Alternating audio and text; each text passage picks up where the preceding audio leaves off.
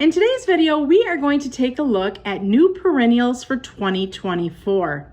Hi, I'm Heidi from Garden Crossings, and I have seen just a bunch of beautiful new perennials over the last year, visiting them either at Walter's Gardens in their trial gardens, or we have been able to trial many of these perennials as well in our trial gardens, in our Proven Winner Signature Garden. So it's fun to see the things that are new and upcoming when I go to these various gardens, or like I said, in our own. And I'm just really excited to share with you today some of my top picks or my favorite varieties of which we've been able to trial and or visit over the last season. So those of you who are new to our station, all of these varieties can be found on our website at gardencrossings.com, and we will ship them directly to your door if this is something you're interested in. Also, I will put links down in the comments below on YouTube so that if you want to dive in deeper to get more information on these plants, you can click those links and just get all the information that you're looking for. So without further ado, let's go ahead and dive into some of my top picks. We had over 75 new varieties that we've added to our website this year. So I can't do a video on all 75. So I'm picking probably about 15, maybe 20 different varieties to feature for you in today's videos. So the first one I'm going to start off with actually is a perennial that's not grown for its flower interest, but it's grown for its foliage interest, and that is the Artemisia silver lining. So I have been watching this perennial for the last, I believe it's been 2 years now, out in the trial garden. And the first year I saw it, I was kind of not so sure, but when I got to see it again, the following year and saw that it was a very nicely behaved plant, that made me think that this is definitely going to be a great addition to gardens. So Artemisia silver lining is hardy in zones 4 to 9. It gets about 12 to 16 inches tall and can spread to about 36 inches wide. It likes to be grown in a full sun location, and it's deer and rabbit resistant. So for those of you who worry about the critters, I'll try to mention too if these plants are deer and rabbit resistant. Artemisia silver lining has stunning kind of silvery serrated leaves. It forms a nice mounding habit of foliage, and it really looks beautiful all summer long. One thing to point out, it does not spread by underground runners, so you don't need to worry about this plant necessarily just taking over in your garden. One observation I did have though while looking at this plant in the trial garden is I would say by about July or so, it started to feel like it was just getting a little bit big and a little bit maybe loose feeling, kind of not splitting open because that sounds terrible, but just a little loose. So I did notice that they went through the garden and gave the plant a light trim, and by doing so it created new growth, which created a nice tight mounding habit again of foliage that took that plant through the summer. So one tip I have is that this plant may benefit from a light trim halfway through the summer. The next variety we're going to take a look at is a Clematis, and it's the Texensis Princess Kate variety. It is hardy in zones 5 to 9. It gets 8 to 12 feet tall and about 3 to 4 foot wide. So this is one of the taller varieties of Clematis that we carry. It does like to be planted in full sun to part shade locations, and it also is a deer resistant plant. Now, typically rabbits will leave it alone, although I will say that the nice fresh young growth can be tempting to rabbits, so you may find that they do nibble on that tender new growth. These have nice upward facing tulip shaped flowers, so it's not your typical, or what I think of anyways, as a typical Clematis shaped flower. So it's more of a bell shape, or like it says, a tulip shaped flower. It has a beautiful white inside, and then the outer edges of it are kind of a soft magenta purple color. So if you're looking to kind of mix up your textures in your Clematis, if you have like Clematis fences, or like I have an 8-foot fence that's 8 foot tall, 8 foot wide, and I mix all different kind of Clematis on it, this will add a little bit of different color and texture to maybe existing Clematis that you have. Clematis are great for adding vertical color to the garden. I know a lot of our gardens, unless we're planting shrubs, maybe top out at 3 or 4 foot for many of the varieties, but Clematis can just take the height a little bit higher in the garden to draw your eye, just have some nice focal upward focal places in the garden. The next we're going to look at it's a new series by Proven Winners, and it's a Coreopsis or tick seed, and it's called the Designer Threads series. So this new series from Proven Winners is hardy in zones 5 to 9. It gets 16 to 18 inches tall and about 28 inches wide. It likes to be grown in full sun, and it's another great deer-resistant variety, native and drought tolerant. There are 4 new varieties within this series, the Designer Thread series. So let's go ahead and take a closer look at each of the different varieties within this series. The first one, it's called Creamy Calico. It has creamy white flowers with a really vibrant, bright burgundy eye. Next is Golden Needles, and Golden Needles has golden yellow petals with a reddish orange center. The third in the series is called Heartstrings, and that features white flowers with a distinctive burgundy eye, and it has flecks of burgundy that extend outward towards the tips of the petals. And the last in the series is called Scarlet Ribbons. The beautiful daisy-like flowers are a solid red, and as they open, they seem to have like a little bit wider petals than the others do in the series. So 4 great new color introductions that are vastly different one from another, but pair really well when planting them in the garden. Coreopsis are long blooming perennials. They have excellent disease resistance on this particular variety. And if you feel like they start slowing down or not giving you quite the flower performance that you're looking for, because they kind of feel like the blooms are starting to be spent, you can go ahead and trim those back and get another flush of flowers. So really a great addition. And I know up north at the Northern Michigan garden, where I'm at right now, Coreopsis are one of the plants that the deer do not touch. So it's a nice addition to the garden, and I can feel very safe in planting them because the deer just do not touch them. The next plant in this series it's the Kaleidoscope Delosperma, also known as ice plant. It's hardy in zones 6 to 10. So for those of you who maybe are a little bit more of our northern friends, you're going to want to watch the zone on this one. So here in Michigan, we're on the west side of Michigan. We just recently got updated from a 5B hardiness zone to a 6A. Now we had been growing 6A plants in our garden and doing it fairly successfully. So we were kind of, pushing the boundaries of the hardiness zone, but now that the map has been redesigned and redrawn out, we have found out that we actually are a true zone 6. So by planting our zone 6 plants, we really weren't risking much because our area is a zone 6. So the Delosperma or ice plant, like I mentioned, zone 6 to 10. So this will take take it down all the way to the south for our southern friends. It gets 2 to 4 inches tall, so it's a very low growing plant, 20 to 24 inches wide, so it's a low growing, kind of spreading, but not in a scary way spreading, ground cover.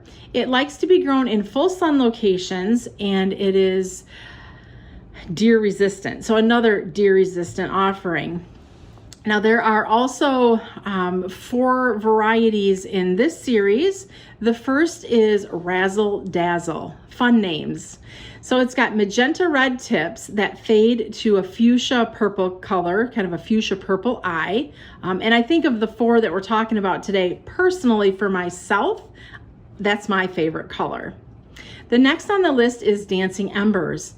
That is a vibrant reddish orange bloom, and it's, red and orange. I think all of these colors would blend together. So if you wanted to plant all of these together, they definitely are all complementary of each other and would look really nice. So the reddish orange blooms, and then that particular variety has a creamy center. The next on the list is Pink Radiance. And Pink Radiance has large lilac pink blooms with a rosy pink eye.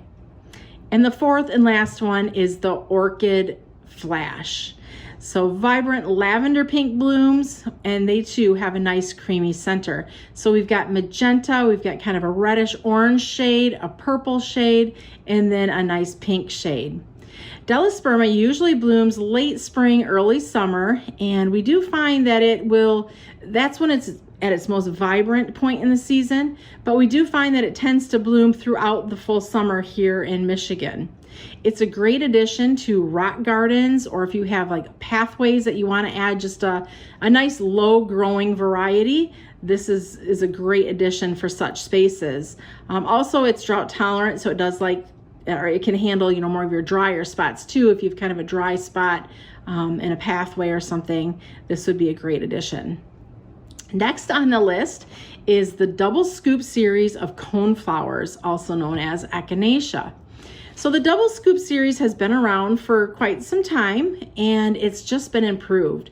So now it's double scoop deluxe. So what makes it deluxe? Well, first let's talk about some of the attributes of the plant. It gets it's hardy in zones 4 to 9.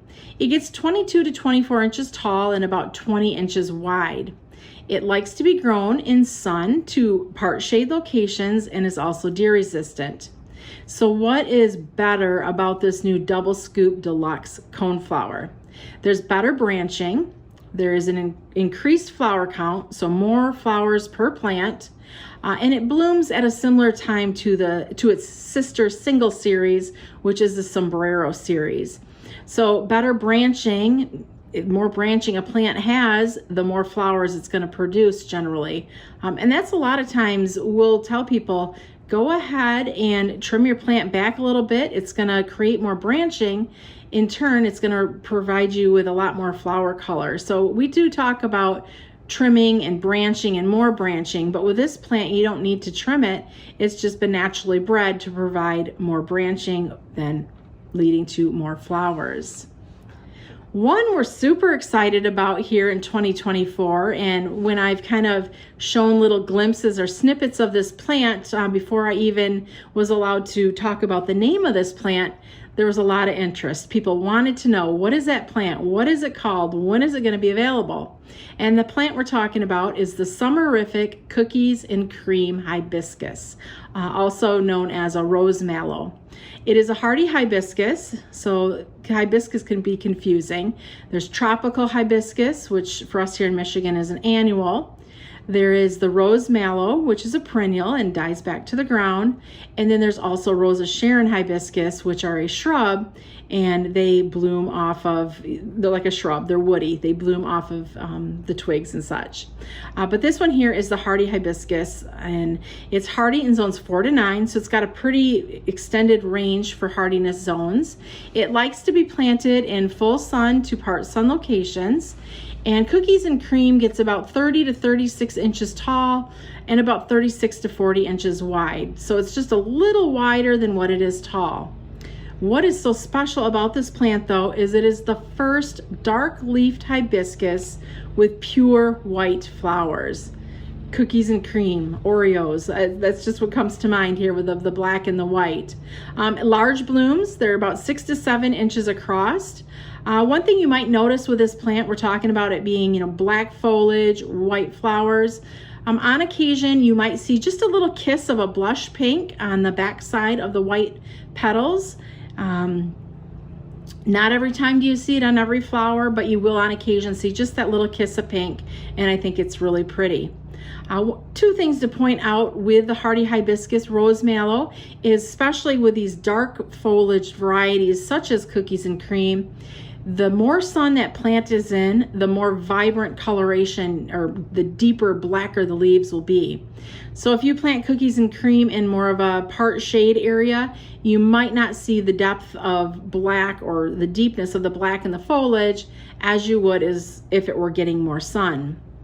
The other thing to point out with these hardy hibiscus is they are one of the last perennials that's going to emerge in your garden in the spring.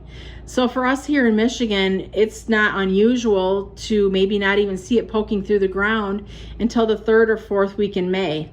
It's even been years where it's been kind of extra cold in the spring that we haven't seen it poke through until the beginning of June. So definitely be patient with it coming out in the spring. Once it starts though, it will put on a lot of growth in short time and just be flowering beautifully for you. Here in Michigan, typically they're blooming around the beginning of August or so, depending on the year. So that's typical, more of a mid to late summer bloomer. Now I was gonna stop with just one hibiscus because you know, how many do I have to talk about? But we have, I think, 6 new hibiscus this year. And there's another one that just every time I go out in the garden, it's like, oh, yeah, that's the one. And it's Hibiscus Watermelon Ruffles. So Cookies and Cream was part of the Proven Winner collection. Watermelon Ruffles is just an introduction from Walter's Gardens. And what is it about watermelon ruffles that just, it gets me every time I see it in the garden? So this one is hardy in zones 4 to 9. It gets about 4 foot tall by 4 foot wide. So a little bit larger variety. It likes to be grown again in full sun to part shade locations, and it has large 7-inch blooms. So what is it about these blooms that just makes me just love the plant? So it's a really deep, dark pink color, but it's the edges of those petals that really is intriguing to me. It is heavily, and I emphasize, heavily ruffled on the edges of those petals. So you can definitely tell this one apart from any other of the hibiscus that are out in the gardens, because there's such a beautiful ruffled edge on the edges of each of the petals of this plant. As with all of the hardy hibiscus that we carry, they're all indeterminate bloomers, and basically what that means is that these produce buds all the way up and down the stem. I like to call them like tip to toe bloomers.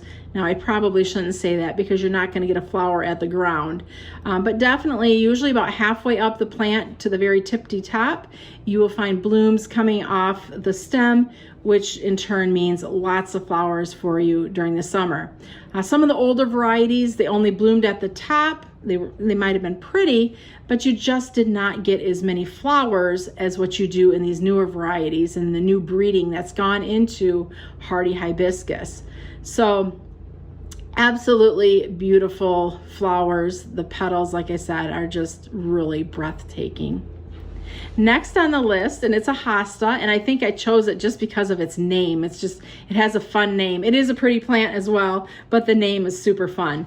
So this is a Proven Winner introduction, and it's the Shadowland Gigantosaurus. So the name alone is telling you, okay, this plant must be gigantic. And it is. It is a very large hosta. It likes to be grown in zones 3 to 7 in shade to part shade locations. It gets 32 inches. That's 3 foot tall and up to 78 inches wide. This is a big plant. An excellent specimen in your garden. If you're somebody who likes to collect hostas, this is definitely a back row hosta because it is going to get large. The leaves, they are large. They feature shades of blue with a wavy yellow margin.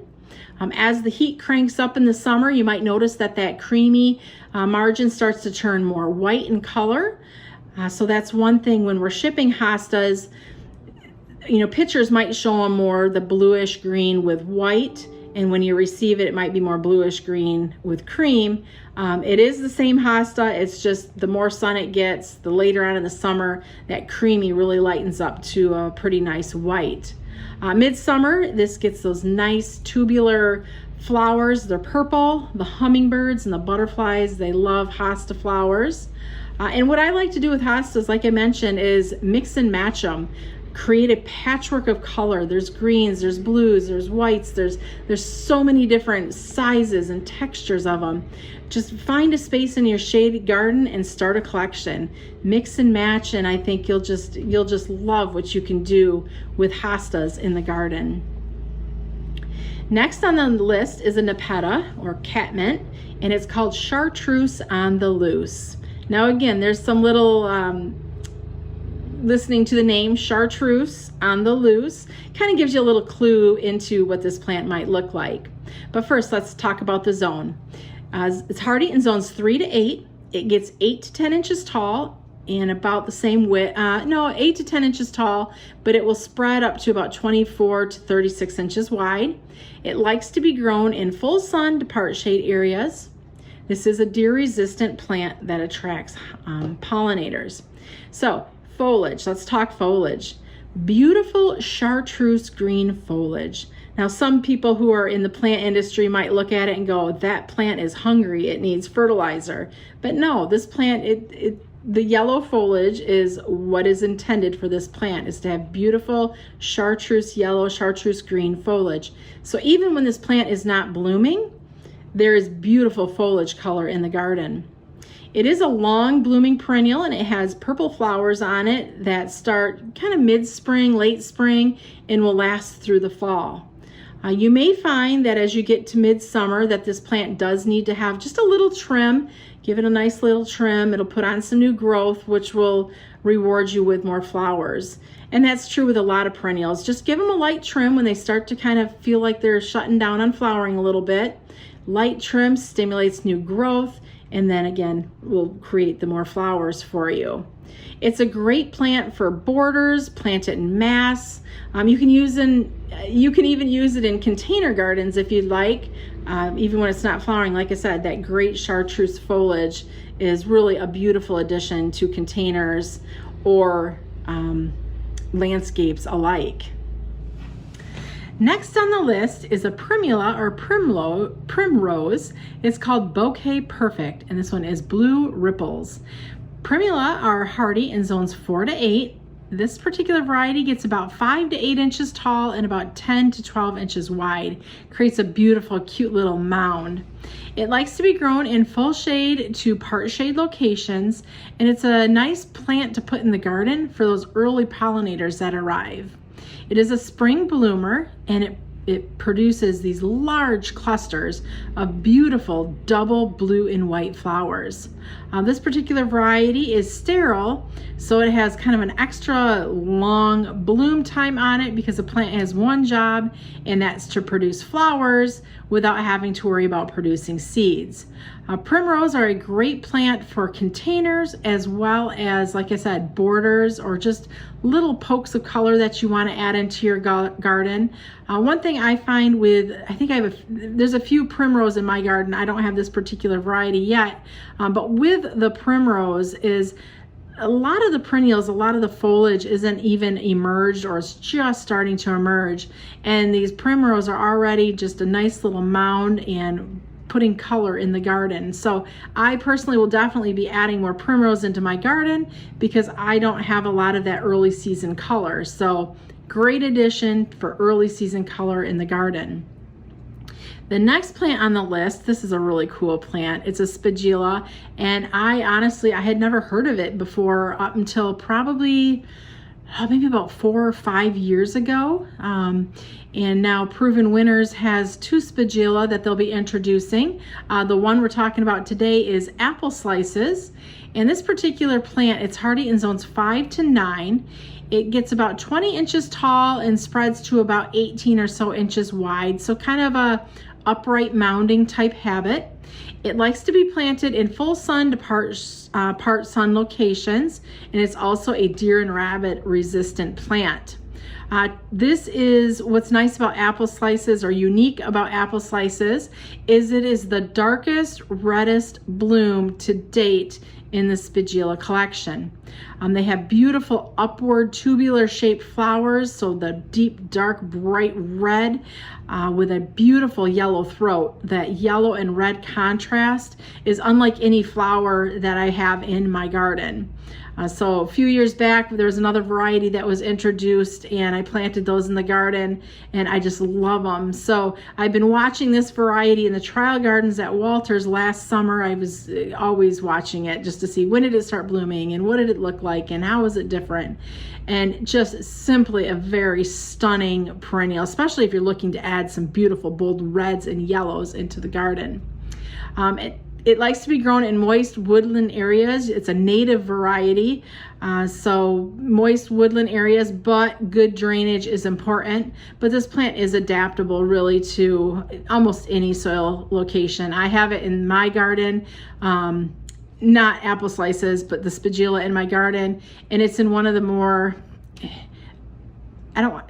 it's not a dry area, but the soil it's planted in, it's like muck, which muck doesn't hold a lot of moisture.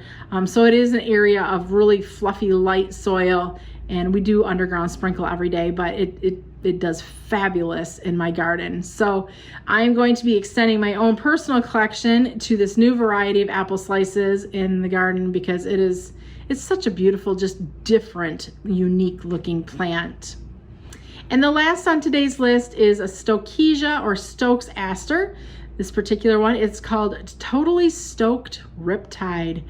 So this is a blue variety. There will be another variety coming out real soon, but for this year, Totally Stoked Riptide has been introduced. It's hardy in zones 5 to 9. It gets 26 to 36 inches tall and likes to be grown in full sun. It's a great plant for attracting butterflies in the garden. Even some pollinators you'll find will enjoy this as well. It's a very long blooming native perennial. I have Stokes aster in my garden, and it usually is in bloom for about 2 months or so in more mid to late summer, so that way I can kind of get that late summer color. The Riptide variety here, it gets about a 3-inch wide bloom, so a very large, nice size bloom. And it's just a very adaptable plant, really in any soil condition.